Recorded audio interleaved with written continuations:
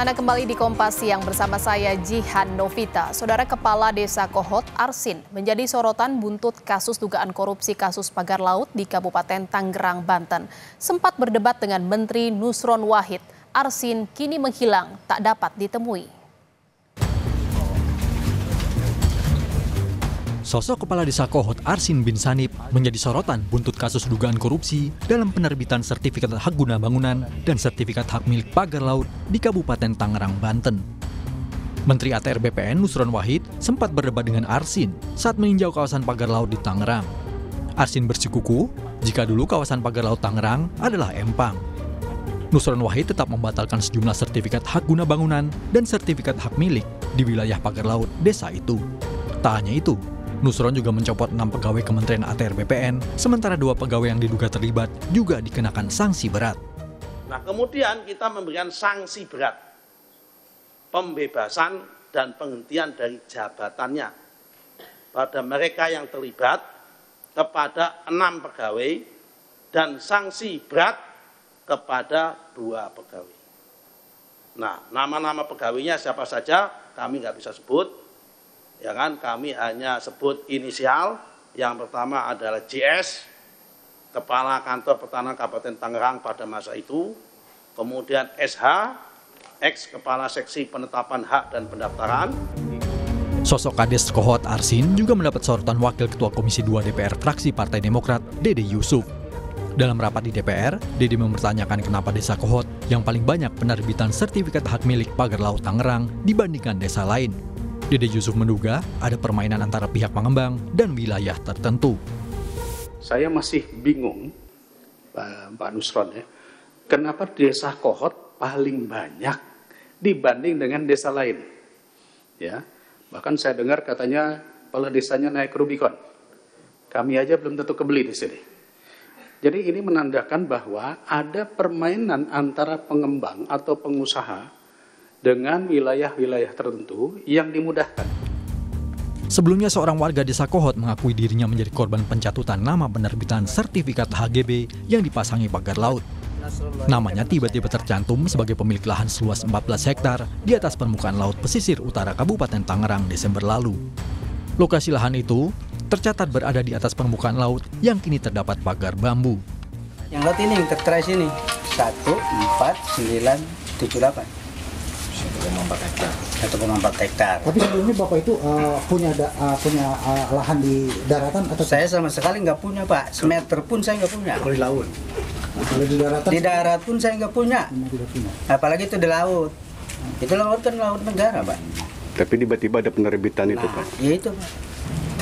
Mereka tiba-tiba pinjam KTP anak Bapak. Anak saya.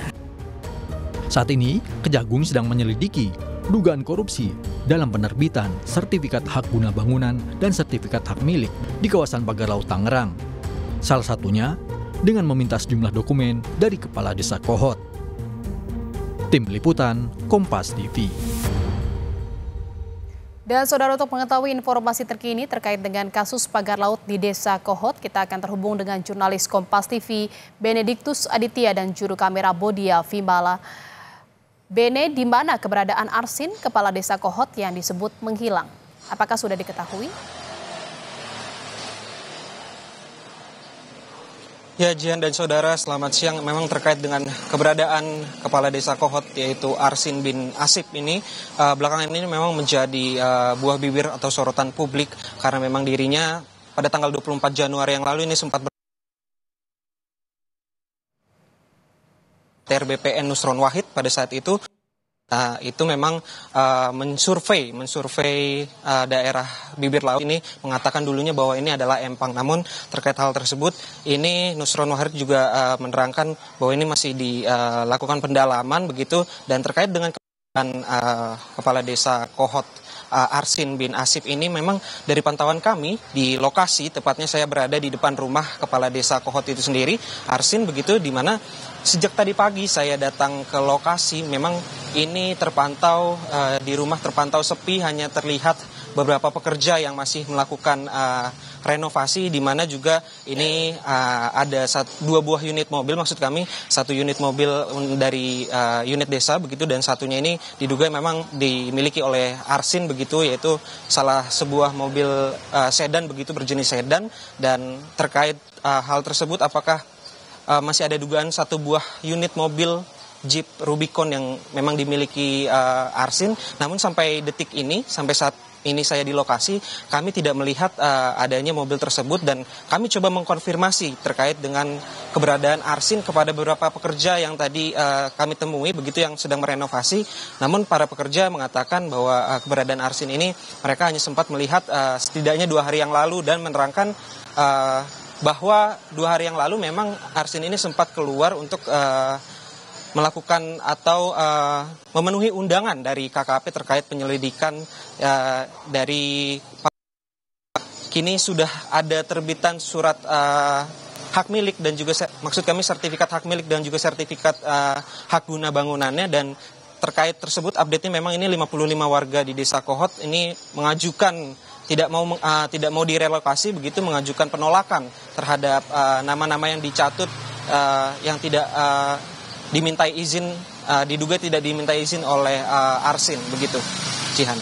Baik, terima kasih atas laporan Anda jurnalis Kompas TV Benediktus Aditya dan juru kamera Bodia Vimala dari Desa Kohot, Kabupaten Tangerang, Banten. Selamat bertugas kembali.